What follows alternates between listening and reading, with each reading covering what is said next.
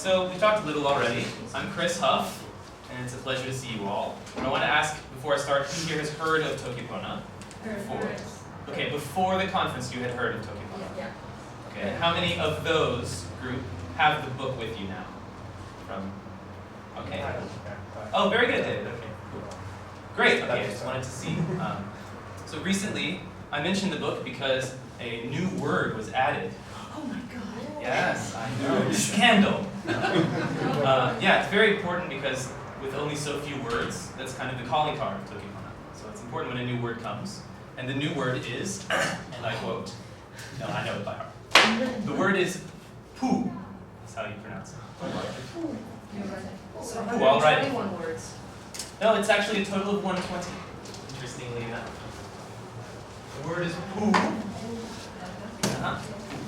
And it means to interact with the official Toki Pona book. Don't know why that was chosen, but it's very interesting. What is poo-poo? Poo-poo would mean to interact with the Toki Pona book in the way that one interacts with the Toki Pona book. So I guess appropriately named. Poo-poo. Good question to start it out. Okay. All right. So on each slide, I'll have a Toki Pona word and the meaning, and it will relate to the content of the slide, so you can learn a little while you learn. Okay? So the first word is open, which means to start or begin, or turn on, or crank, or anything that is igniting something, the beginning. Okay? And it comes from English, of course, or Dutch. So Toki Pona is known for having very few words in its lexicon, 120 to be exact. An interesting thing is that this has not always been true. There have been less, there have been more. People have argued over which ones belong, and people have proposed new words that became standard Toki Pona, which is interesting. It's not always easy to do in other languages, to come up with a brand new word and have everyone that speaks the language accept it and use it with you. You've probably tried this before, and it doesn't always work well. This language was born in 2001, so it's a little bit younger than me. But it was born online from Sonia. Sonia, who is here, I was not born online. Sonia, who is here, started it as a private project. So it was not intended to be shared or spoken at all, actually. It was intended as a means of self-discovery for her. So she wanted to learn more about herself, more about the world and her place in it. And that was why she started this language in 2001. And there's her Toki Pona name, Jan Sonia. Jan just means person, and I'll explain why this works this way later. But there's an online community of Toki Pona users, people who are interested, most of whom are dilettantes. It's hard to be fluent because you don't have chances to practice too often. Maybe once a year at a German Polyglot conference you can. Okay. Now, nasin is a way, doctrine maybe, even a road. Okay? But it's also the metaphorical kind of path. So we use nasin to talk about religions and philosophies and how things are done as well, the manner in which they're done. So if you think of how do you do this? You use nasin to express how. Nasin sebe means how. What way, what path do you use? Okay? So we'll talk about how the online community has influenced Toki Pona. And it has done so very much from the very beginning. So originally, it was unclear how many words there were, because we took things only from what Sonia wrote, and it wasn't intended to be shared and worked on in a community. So it was just a private project in the beginning. And the lexicon has changed over time. And I have an example of this. When I was preparing for the conference, I wrote a summary for the program for you all to look at before you decided to come here. And I said, Toki Pona, the 123-word language. And it's now 120. So somewhere along the way, it's lost a net of 3 words, Yeah. which I think is good. Yeah. You like the basic things, right? Yeah, words like namako and such are out of the question at the moment. Exactly, exactly. So we'll talk a little more about that too later on. But even I wasn't up to date on what the community had done when I first started researching for it. So the lexicon has changed, the number has changed. As well, the grammar has changed as well from the beginning. So later on we'll talk about the grammar, but there are ways in which you express things that the community influenced. And so if you read something from 2001, it's not the same as it is now. So through community discussion, through community discussion and forums and a lot of interactivity, they were able to change fundamental things about the language, like the number of words there are in a language about the number of words. Very fascinating. So here we have pona, which is a central word, of course. It means good, positive, useful, but it also carries an additional meaning of simple or essential. Okay? So we can use pona to describe a lot of different things. But in this slide, we'll talk about the benefits of Toki Pona. Now, for those just entering, we're talking about Toki Pona, which is a language that was invented that only has 120 words. You might be wondering, what on earth are the benefits of this language? Why would I spend time studying this? Especially if you're a polyglot and you know many natural languages. What is this good for? Okay? Well, I'm going to tell you now. For one thing, you have philosophical benefits from learning this language. These are perhaps the most important for my life and my experiences with Toki Pona, because whether or not you accept the Sapir-Whorf hypothesis and all of the contentious issues that come with discussing it, we know that language and thought are related to each other. So the way that you think and the way that you speak and the way that you express yourself are linked. And Toki Pona focuses on this to emphasize that simplicity is beauty. Simplicity is better than complexity if complexity is not needed to express something. So philosophically, you can approach a whole new way of looking at the world by studying Toki Pona that you might not have thought of before. And there will be examples of that later. Also, there are life benefits that come with it. And by life benefits, I mean speaking with other people. So one of the things I learned when I was a teenager that is a very important lesson is that my teachers in school were also people. Yeah. We can agree on that, yeah? Okay. I didn't always know this, and I certainly didn't always act like this was true. But actually learning Toki Pona in 2006, when I was 15, helped me to realize that fellow humans had the same qualities that I do, and it helped me with empathy as I was growing up. So you have life benefits as well. Why only with Toki Pona and not with other languages? Not with Esperanto, not with another language? It's a good question. With Toki Pona, in particular for me, I had only studied Esperanto, French, Spanish, a few others before seeing Toki Pona. And of course I was 15 years old, so I'm still learning about the world and learning about other people. But the way that you refer to a person in Toki Pona is by calling them a fellow human, and then their name. So the first thing that I know about you, if I meet you in Toki Pona, if that were to happen, is that you're a fellow human, and not that you are from a country, or that you have a name, or that you have a political belief, or anything else. So everyone in this room, to me, is a yang, a person. Does that answer your question? Mm-hmm. And on top of all of that, it's also rewarding and fun to learn. You can attest to this, yeah? Definitely. One of my fellow learners there. So if you're looking for a break, maybe, you are tired of looking at Finnish vowel harmony, or Hungarian is treating you badly. Hungarian tends not to apologize, I'll tell you that. Maybe you want a quick break, something easy, but still linguistically challenging, and it still keeps the motor running a little. So Ursula, you've had this experience. Maybe you're looking for something fun to do to get away from the difficulties of learning language. So Yeah, I need to fly to the United States, so I need to learn this on the flight. Yeah, absolutely. It's a if it's a very short flight, then you could maybe learn it a few times, actually. Well, I mean, going there and coming back, so I can learn the language going there and review it when I come back. Oh, okay, great. Yeah. Well, feel free to send me an email and Toki Pona then, when you finish. And like I said before, the whole reason it was created was as a tool for self-knowledge. So you can learn about the world, you can learn about other people, you can have fun, and learn about yourself. And that's really the things I look for when I learn any language. So those are the benefits of Toki Pona. Now as an example of some of the benefits, I want to talk about the philosophical benefits that I mentioned previously.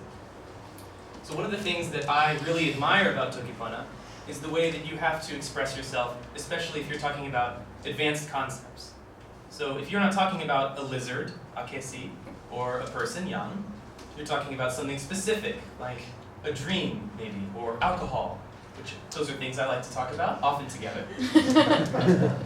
then you need to break advanced concepts down into their fundamental parts, the way Toki Pona sees them as fundamental. So, for example, Richard told me earlier that I was a Yan Pona of his, which is wonderful. Yan is a person, and Pona is good. So a Yan Pona is a friend. So a friend is a good person to you. Now, if you think of a friend, it's a higher level concept than a person. So you have to break down, what is a friend really?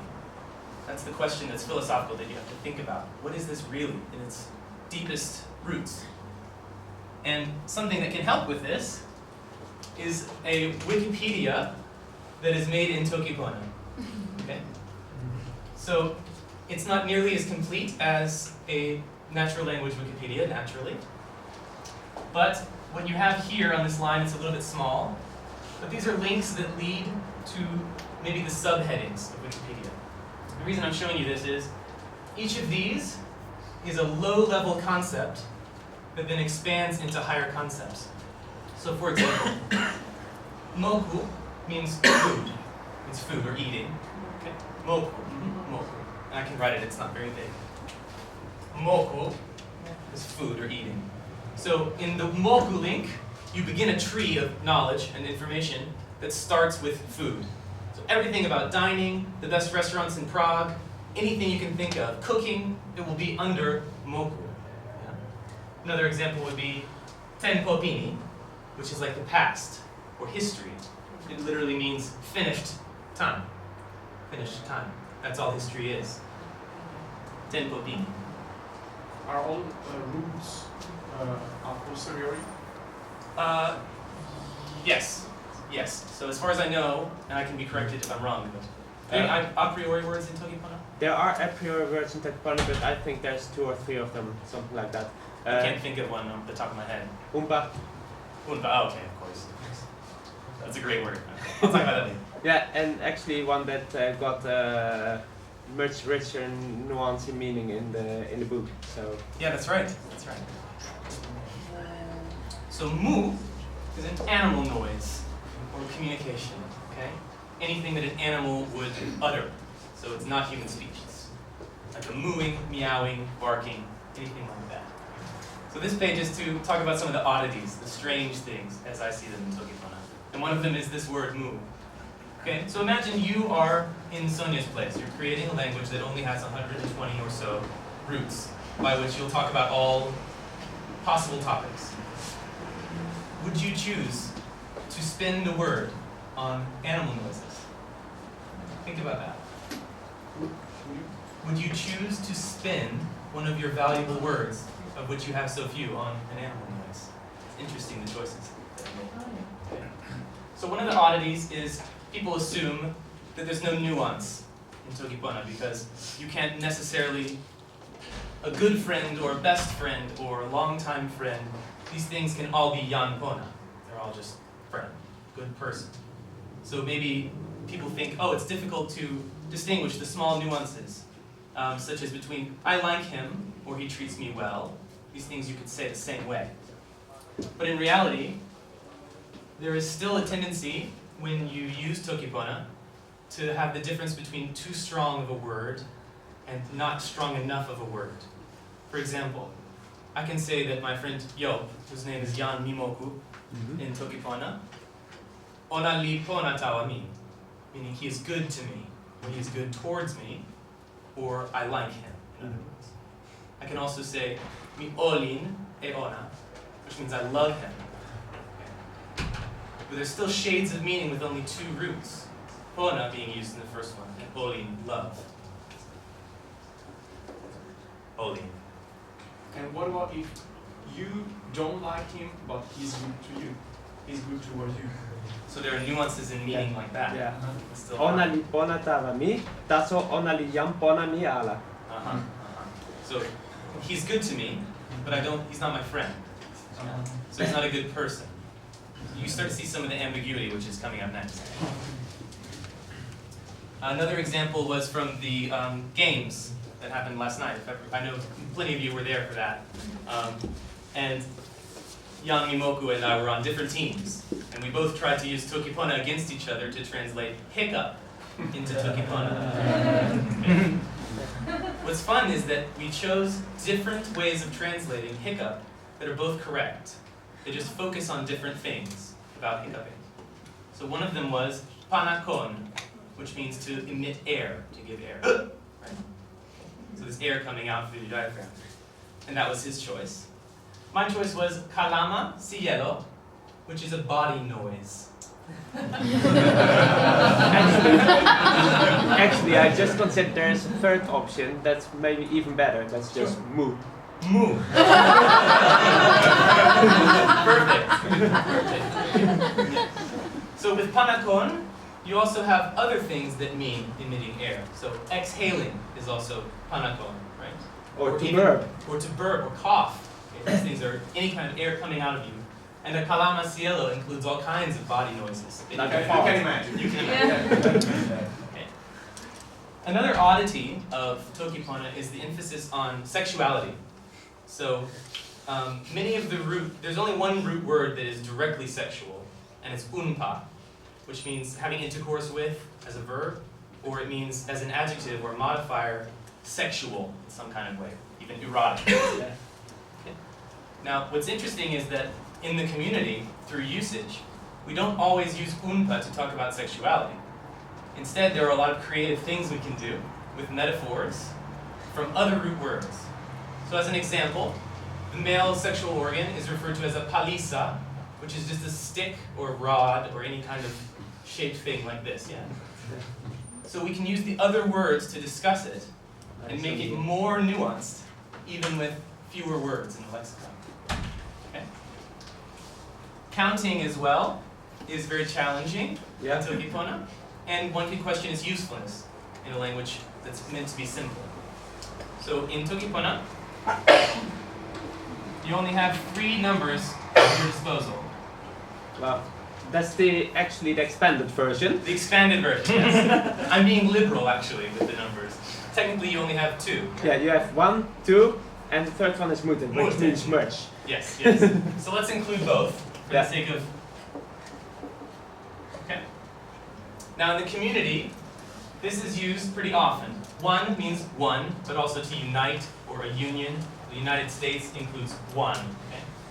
Two means two, but also a couple, or to divide. Put it into twos, or into 2 parts. Luka is the word for hand, and the hand has 5 fingers. So in the community, often people will use Luka For 5. for 5. Since these are your only numbers, and technically these are your only numbers, mute meaning a lot, so 1, 2, or a lot, you have to add them together in a very interesting pigeon-type way to express numbers larger than 5, or here, larger than 2. So for 3, you have 1, 2. Yeah? For 7, you would have 2, 2, 2, 1. Or Luka 2. Or Luka 2. So, okay. How do you count? I don't know if you want to say 90. Yeah, Mute. Mute. Okay? So you would just say a lot. Okay. A lot. Okay, yeah. Yeah. Counting is very much not intuitive in Toki Pona. And it's actually not used. It's not something that Toki Pona values. It doesn't value numbers or large quantities. So if you ask someone when they were born, maybe they will say a long time ago. Or if they're older, they'll say a really long time ago. Yeah. Or if they're very creative, they might say before you. Before you were. Tempo moeten la muziek es uno. Exactly right. Hope you can hear that. Alright. Expressing tense as well, with tempo pini is one way, which is finished time in the past. But it's counterintuitive sometimes to express tense. It's often not necessary. So, mimoku, for example. Mimoku is a sentence meaning I eat, or I'm eating, or I ate, or I will eat, or I'm food. So you don't always need to express tense, and often it gets in the way, because in Toki Pona it's difficult to do sometimes to express like perfect tenses or the equivalent from English. Sitelen is a word that means image or writing, or picture, or symbol, or even a photo, or a drawing. Anything that's written, basically, or that portrays them. And I wanted to show you a few examples of some writing systems and some inventive things that have been done with Toki Pona by the community. One of them was done by a Toki Ponist named BJ, who I got to meet. And can everyone see this? Okay. He translated a old Nintendo game called The Legend of Zelda into Toki Pona. So if you can find this and use a program on your computer to play it, you would be able to play this game entirely in Toki Pona. Okay? It's very simplified, of course. But what I thought was interesting is that this typical start screen phrase, which is push any button to start, right? So push any button. O pilin, touch or push. E nena, which is a button. You can also see it as touch the nose or... Yes, so this phrase also means feel the breast.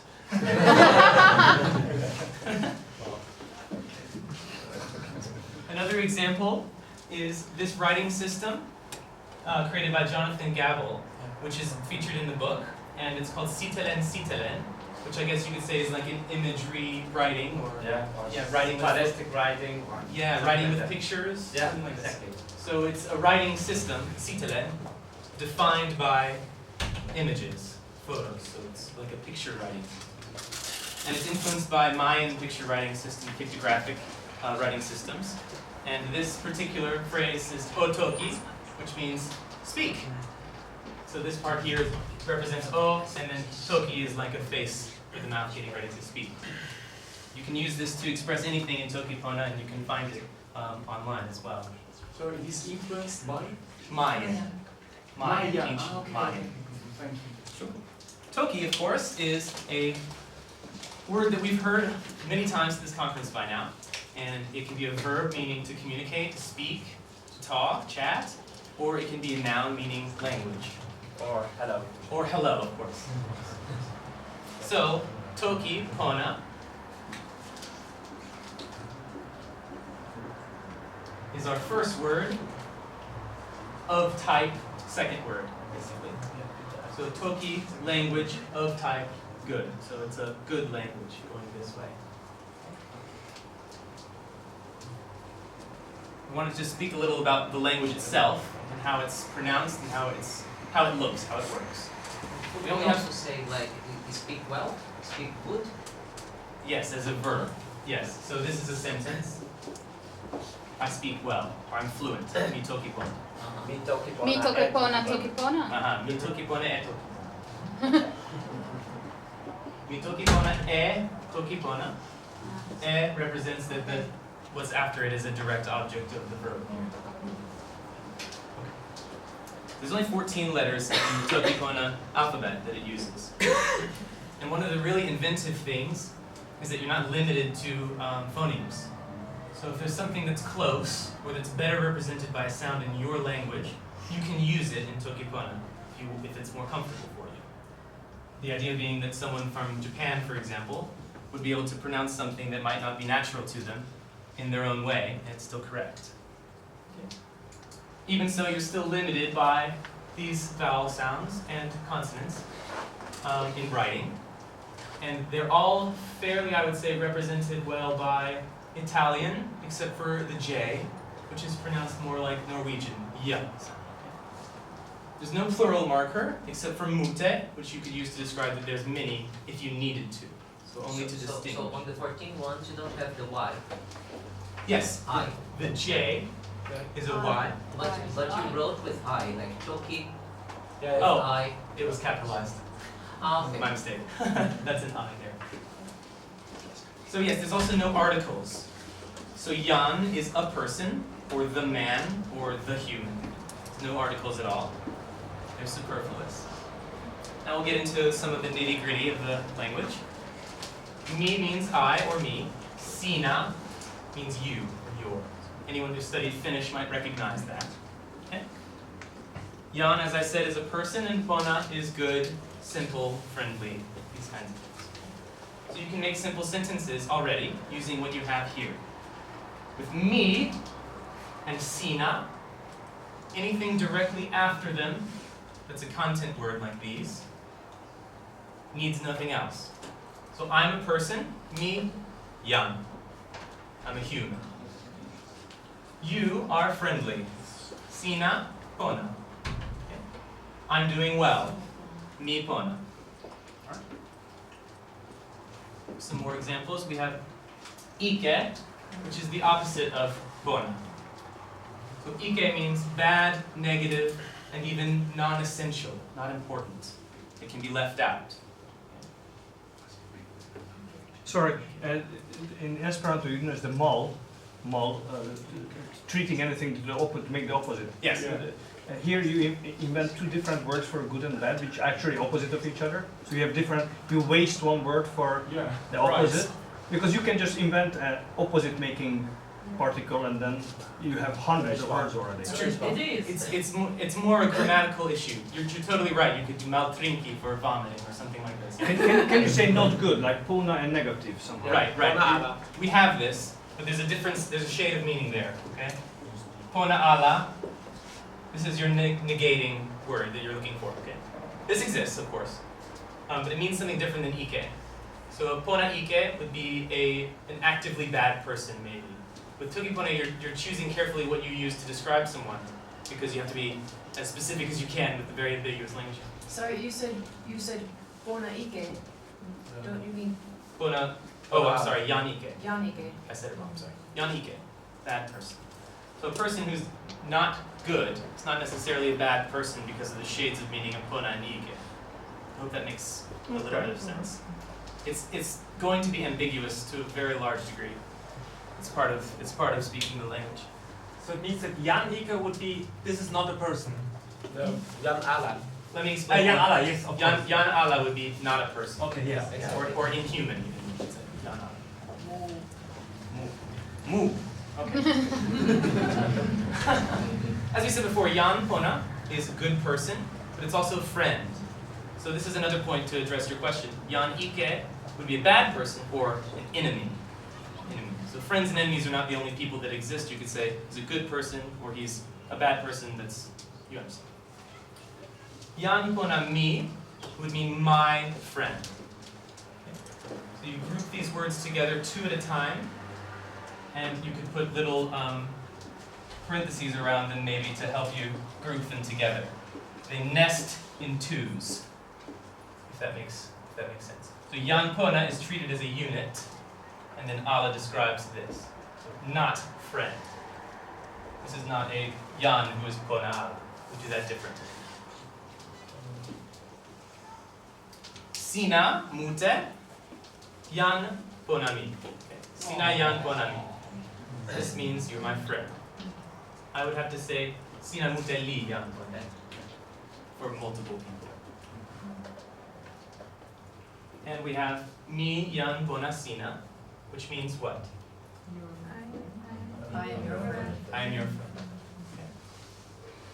Here we have Yan Kolisu, which is my name. Li Yan Bonami. Chris, what? Chris is my friend. Chris is my friend. Sorry, I have another question. Sure. You just said that you group words by two, Yes. but how do you know when? For example, you didn't say mi, yan. You don't group the first mi and the mi yan together, but you group the yan and the pona together. So how do you know when to group and when not to group? Good question. Mi and Sina are unique. Maybe I didn't mention that before, but mi and Sina take the word directly after them as a predicate right away. So mi is over. Once this is a verb phrase or adjective phrase, whatever describes it. Good question. So Yan Kolisu, Li Yan Pona Mi. Yan Pona. What is Lee? I'm about to explain. So li is a grammatical word that's necessary in Toki Pona. If you talk about anything as the subject, except for mi and Sina by themselves. Okay. It's a subject marker. Actually, it's the verb marker. It's a verb marker. So it comes between the predicate I see. and the subject, unless this subject is plain mi or plain Sina. So if I have Sina mute, which is a lot of yous, which is all of you, I must put li here before I can put pona. You're all good. You're all good. And what about when we are talking about a third person, for example, he or she? Yeah. He or she or even it is ona, and it needs li as well. Every other word you use as a subject will take li. And we would say ona muti for the plural, for example. Yes, if you needed to. So it would only be I used never to. have seen that used actually. It's not used. Yeah. You would, if you use onamute, it would mean you're distinguishing between him and them, and it's not very common to see that. And when we are talking about they, what do we say? Ona. Ona. Ona is your third person pronoun. We. We would be me mute. Lots of me's. Yeah. Us. And you can actually see me for a group as well. So, Yes, you can. but it's much more common to explain that you're actually talking about us. Everyone, yeah. To clarify as much as you can. In a lot of context, there are contexts where it's really not important if it's several people or only yourself. So then you don't specify it. Exactly. And in Toki Pona, if you have a dilemma between being very specific and being less specific, you tend not to be, you don't want to Exactly. overcomplicate things. So we're getting into what actually the two questions I was just asked, li and ona, what are they? So ona li pona, ona li yan pona mi. Okay. So ona, let's choose Fernanda. Ona li pona. That's good. Mhm. Ona li yan pona mi. She's my friend. That's how li and ona work as well. Now li has another purpose, which is expressed in this sentence. You might be wondering, what's going on with the two li's? Why is this happening? We use li instead of a conjunction to separate multiple verbs that have the same subject. So ona li pona, li yan pona mi.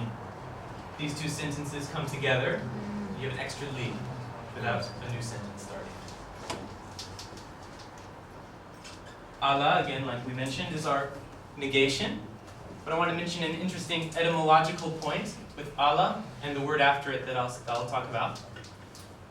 Allah is used in questions where the answer will be yes or no in English, much like Chinese questions are created. So for example, Sina pona, Allah pona. Okay. Sina pona, Allah pona.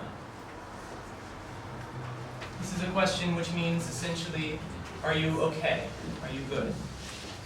Sina pona, Allah pona. Much like, 你好不好？ sure, sure, yeah, okay, yeah, exactly. What was it again? 你好不好？ Ni hao bu hao, in Chinese, Mandarin. Okay. Bu being your negator and Allah being the negator here. The answer is also just like Chinese. So, 好。 hao, pona, or hu hao, pona Allah. Pona Allah. So the construction is made in a question to intentionally mirror Chinese, and the answers are negated and the verb again, or the adjective again. We have an example here for your reference as well.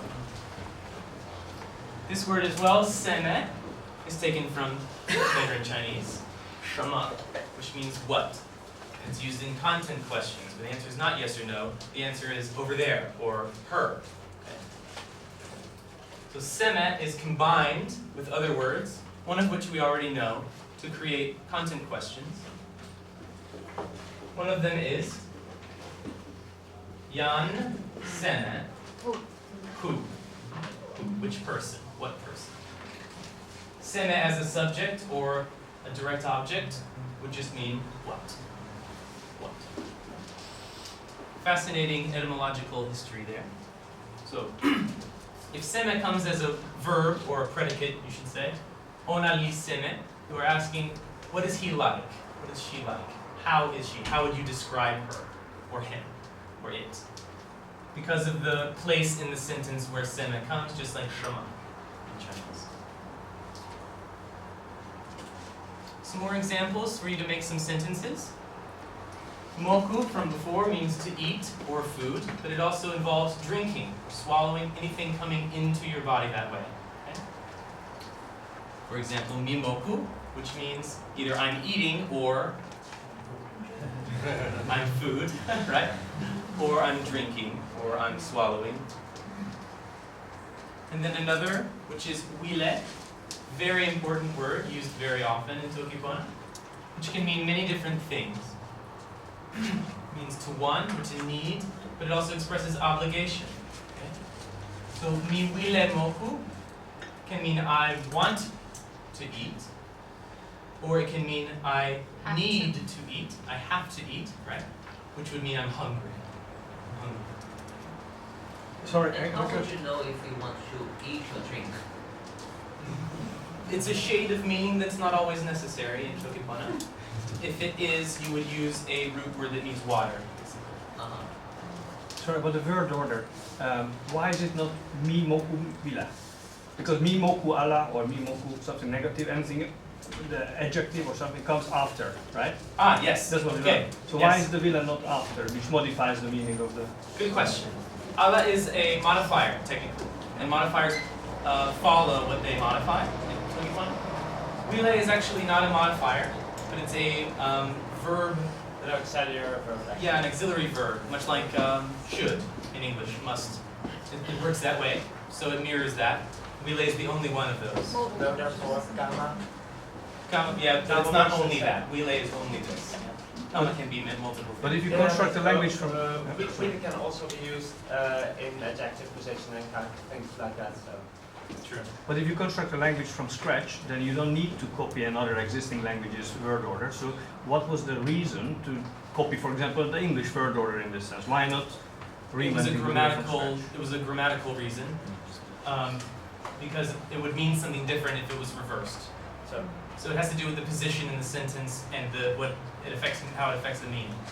Mimoku wile would be I'm eating in a desirable kind of way. Yeah, force feeding, yeah, exactly. Exactly. So it would change the meaning. That's basically the reason. So what we have here now is a sentence using all of what you've learned so far in the slide and the one before.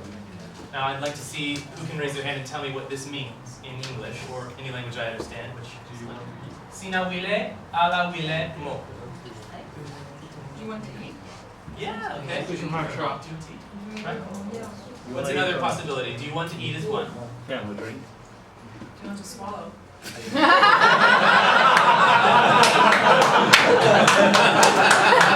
is a possibility. Or it can mean do you have to drink? Or do you Yeah. have to swallow? Should you? Should you? Yes. Okay. Also, yeah, these are all actually possibilities. Are you thirsty? It's another possibility. Yeah. Could it also be used for different tenses, for example? Could this mean like, did you? Yes. Okay. Yes. So that's where contextual clues are your best friend. Okay. Yeah, absolutely. And so your answers are wile, or more commonly for this version, probably wile ala. No judgment. Okay. Or do you want to be food also? Yeah, actually. Yeah. Do you want to be food? Yeah, right. Yeah. That's true. Yeah. Do you Yeah. want to be food? Wile ala. Wile ala. Okay. One more word that I didn't include, but I want to teach you, is a very useful word, ah. It's hard to spell, so take your time. This is an interjection word that's used normally at the end of a sentence or a clause to add an emotional feeling. So it can be used like as an expletive even, or you can just use it to intensify whatever you're saying. So, you could say, mi pona ah, yes, exactly. So when I met you, you spoke to me in Toki Pona, and I said, oh, pona ah, pona ah. Really good. That's Great, great. great. This Exactly. comes from Chinese also. Yeah. So you'll recognize a lot of things. But it can also mean very intense in a negative way. If you have a negative root they're using. Ike ah, which is awful. Oh, that's terrible. So this could be either positive or negative, it doesn't matter.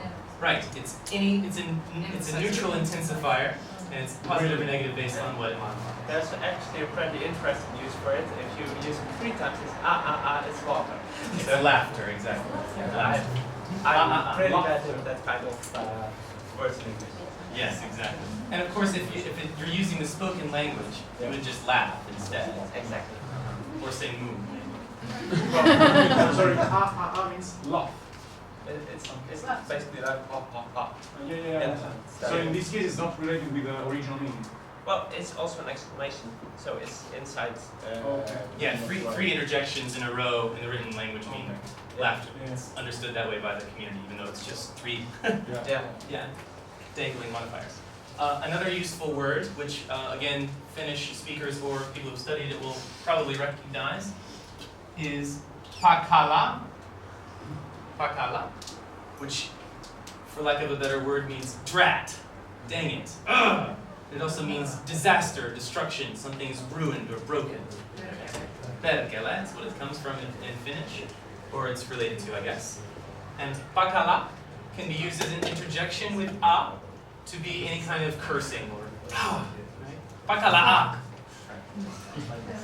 Pakala. So that's what I have for you. I know probably there are many questions. There have already been many questions. But this last phrase is kama sona emi, which is to learn about or to come to know me with the direct object marker. And you can do that at these places. So please go ahead with questions.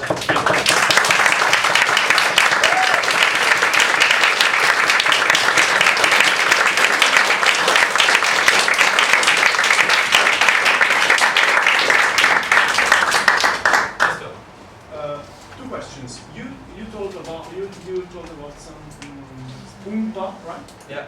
So first question is about this root, and the second one is a more, say, philosophical question.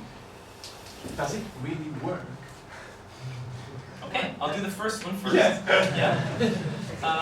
Okay, so unpa, like I mentioned, is a root word in Toki Pona.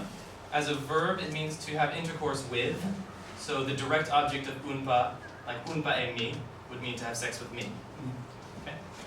Unpa as a modifier, so yan unpa, would be a person that's of a sexual nature or sexual type.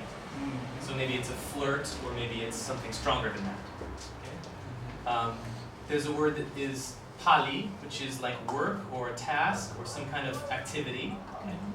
And pali unpa would be like a sex work, prostitution. Something like that. So you can see some of the uses of unpa. It's to make erotic references, but like I said, erotic references are sometimes metaphors. Could it be also a gynecologue? One more time. Umpa Ali? Unpa ali. Like you said, it's a word for prostitute. Could it be also the word for a gynecologue? Oh, a gynecologist. It would probably be, Jan Pisona. Unpa would be a sex therapist. Yeah. So sona. So sona is knowledge. Okay. So sona unpa would be knowledge of a sexual kind, sexual knowledge. That would be maybe a sex therapist. So what I would say would be Jan Pipali Men, which is like a woman knowledge person of woman knowledge. They're hard to find. Yes. Do you have some tongue twisters for us? One more time. Tongue twisters. Tongue twisters. I have one. Go for it. Beep beep beep, mama me me me. Beep beep beep, mama me. Yeah. I'm gonna try and write that on the board. One more time. Beep beep beep, mama me me me. With so little consonants, it's quite difficult to find some tongue twisters. Wow. Yeah, exactly. Okay, and translation. The translation is the insects of my motherland are small. What? So my country's native insects are small. So I want to come back to your second question, philosophically.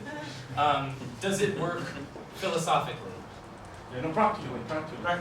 Yes. Practically. I can communicate in my own experience, and people I've spoken it with can communicate with me as well.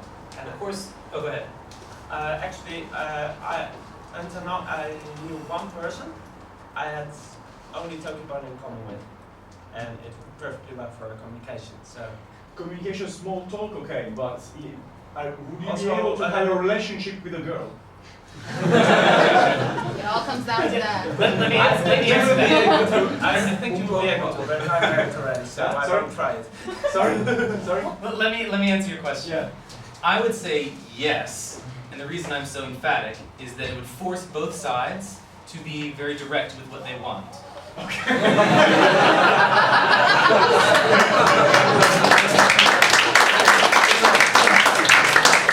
For example, maybe you've had this experience in your dating life. You go to the movie theater, maybe, and you're at the snack bar. Okay? And you ask the person you're with, your partner, do you want anything to eat? Maybe they are unclear with their answer. And you get into the theater, the movie is half over, and suddenly a desire has appeared for something to eat. So these difficulties are easier to deal with because you're forced to communicate more directly instead of having nuance, which ruins the fun for some, but for me, it might be better. But yes, it works.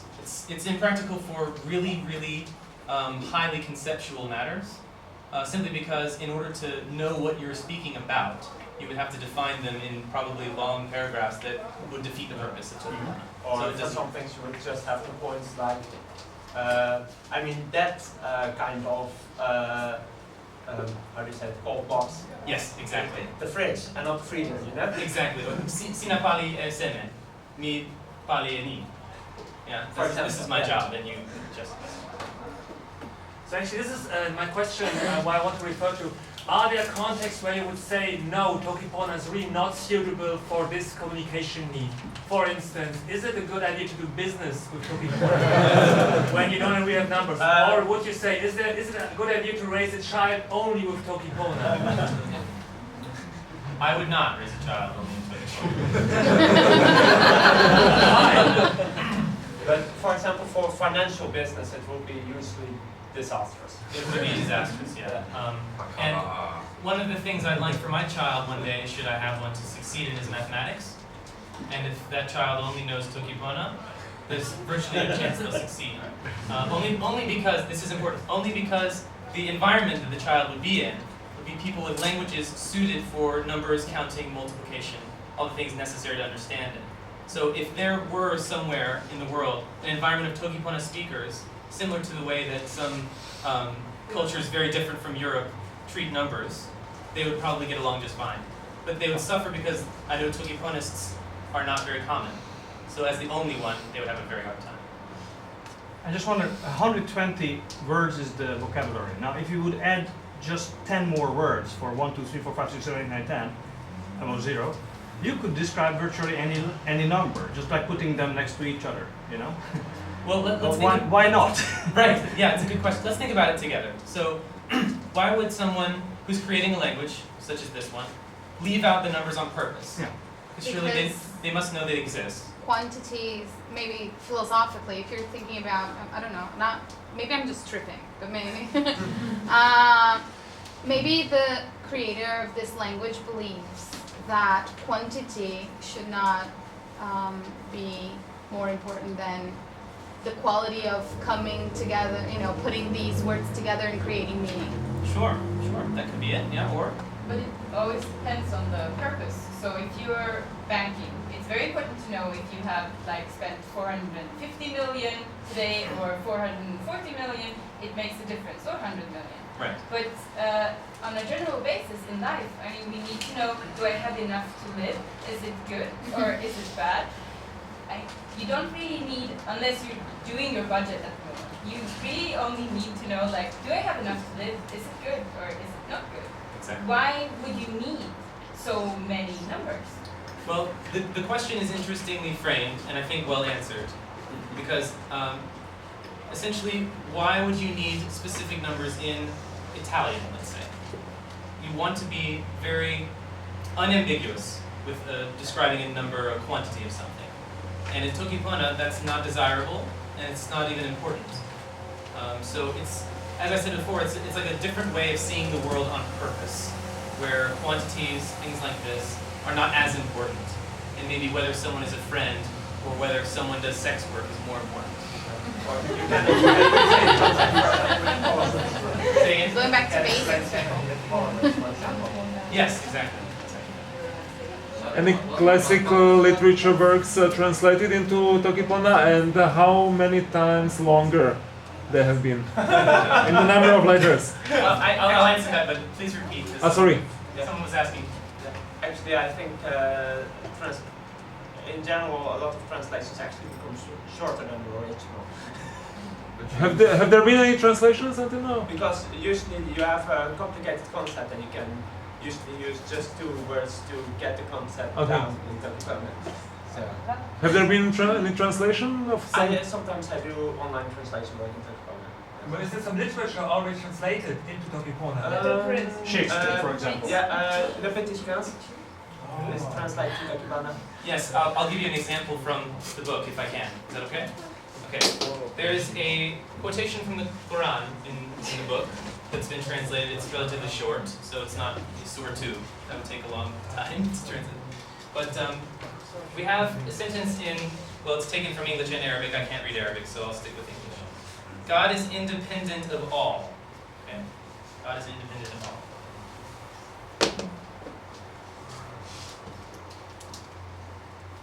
In Toki Pona, the sentence is shorter and simpler. The reason is that sewi is a word that can mean high or lofty, but as a noun, it refers to something divine.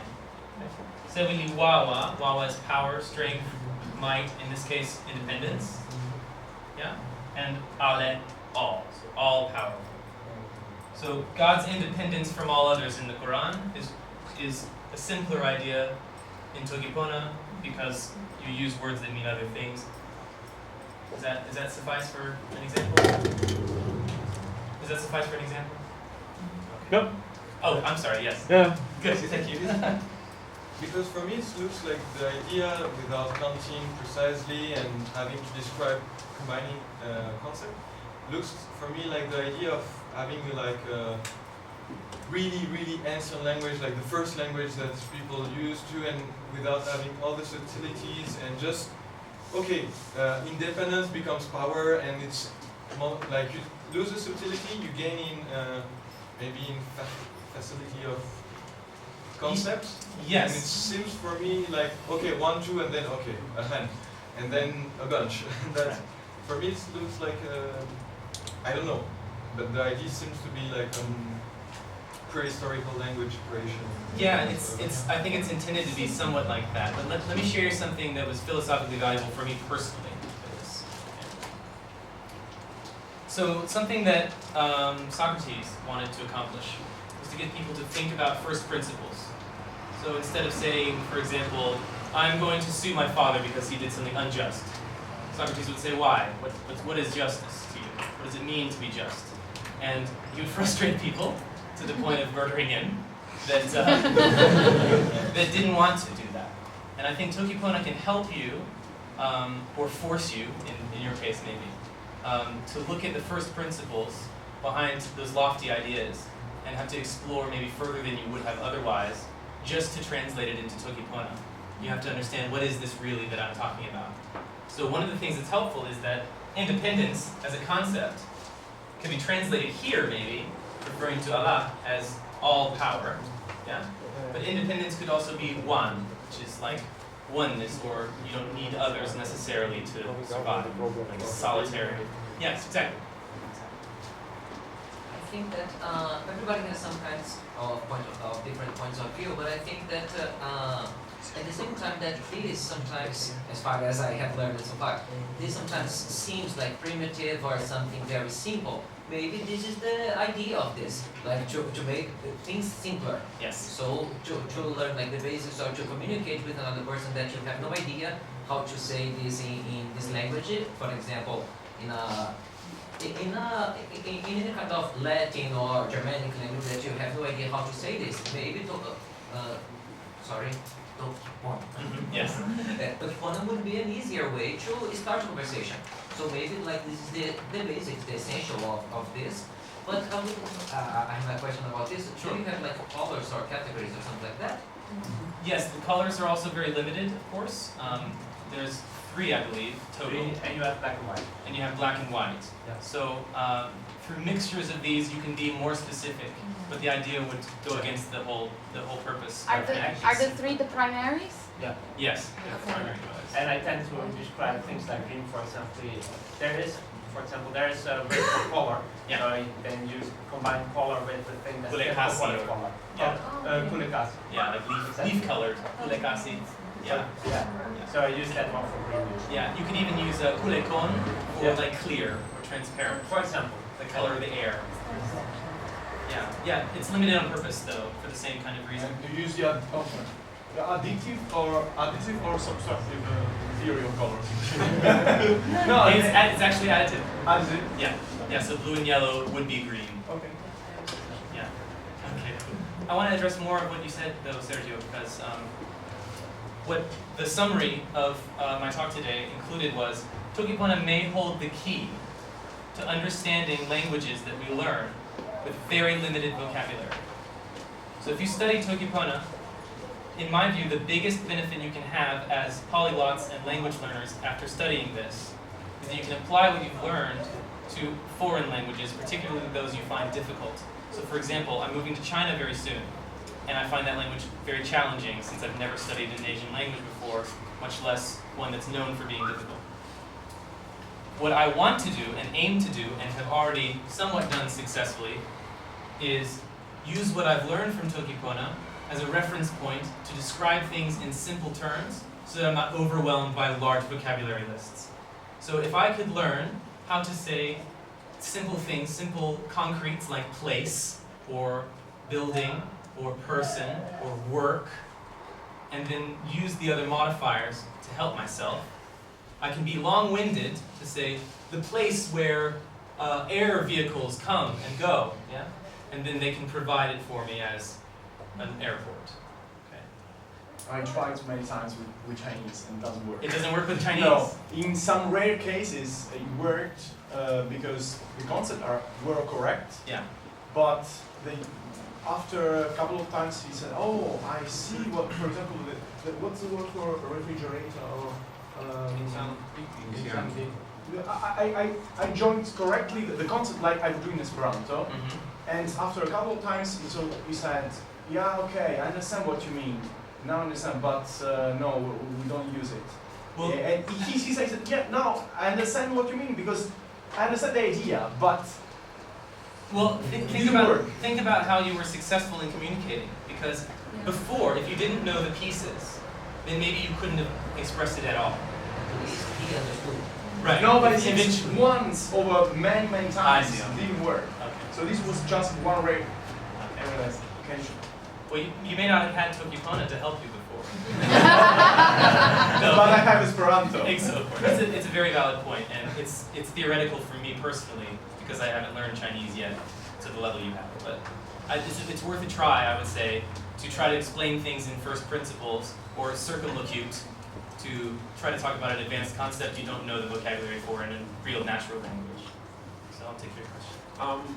How about personal names and names of places and mountains and stuff like that? Do they come from just English? I was in Hong Kong last year.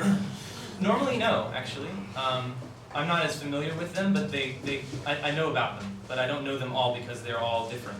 So for example, I have no real room on the board. Let's start over here. So my home country is known by its English name, America, which becomes Toki Ponized into Mewika, Ma Mewika, okay?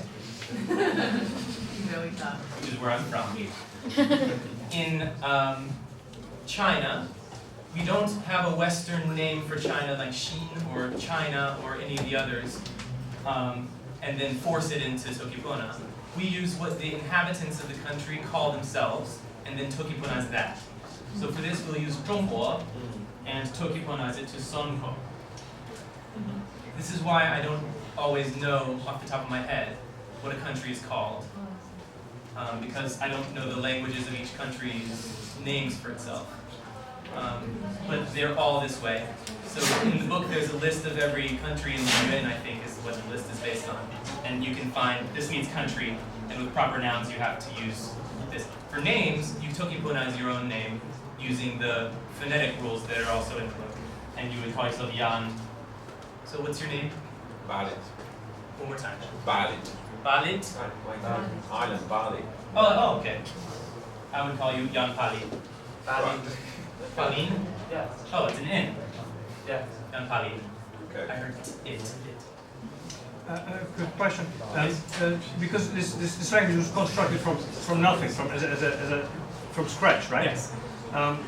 Why not, like in Esperanto, differentiate between like verbs? Some of the verbs that you said are verbs or actions, and some of them are nouns, right? Or some of them. Or just like in Chinese, a character can mean anything. Can be a verb, can be a noun, or can be anything. Yeah, depending on its place in a sentence, almost every word can be verbal. It can be a predicate or a subject or a modifier, depending on where it comes in a sentence. So Jan Pona would be friend. Jan is the subject, and Pona modifies it. If you have Pona Jan, it's like goodness of a personal type. So it's like maybe friendliness or amiability, something like that. So depending on, that example is only useful to show you that depending on where it is in a sentence, it changes, and almost every word can do that. The only ones that can't, I think, are that way because it would be nonsensical, or I'm not sure what the choice is. Sonia is here, though. Yeah, here, I know. So I yeah, talked to her feel free to already, please yeah. ask her. Yeah, She'll know better than I would about that. Yes. Okay. Yes, so this is a constructed language. I don't have much experience with constructed languages. But I'm wondering if, so I can see your philosophy, the philosophy of the creator of the language, that they wanted to make as few morphemes or few words as possible, in some sense. Do you think there might be a risk of sort of naturally the development of more vocabulary, which will sort of undermine the premise because people start using the same combinations to mean certain not completely obvious things? If someone uses a new combination, they won't understand it because they're like, oh no, that's not the word for airport. You don't say like air, sea, whatever, air vehicle, land or something. You say whatever, like fly place or something, right? And then they won't like it. A bit like the Chinese example. So do you think there's possibly a risk of abuse of this language to make more words? Two things. One is that out of necessity, this has already somewhat happened a little in the community. And actually, when the language was first published, there were phrases that were published that had translations with them. And friend is one of them. Because Jan Pona could also just be a good person that you don't know. Yeah? So, Li Pona tawa mi, is good to me, is better for friends that you're distinguishing. It's my good feeling that's coming from this person, yeah? But the question I would reframe by saying, instead of what does this mean, if you're looking at some Toki Pona text, I mean, what does this mean? Instead you would ask yourself, what could this mean? So in that way, the community has done a good job, surprisingly, of avoiding that problem by asking themselves when they read Toki Pona or hear it less often, to asking themselves, what could this mean? What could they be referring to?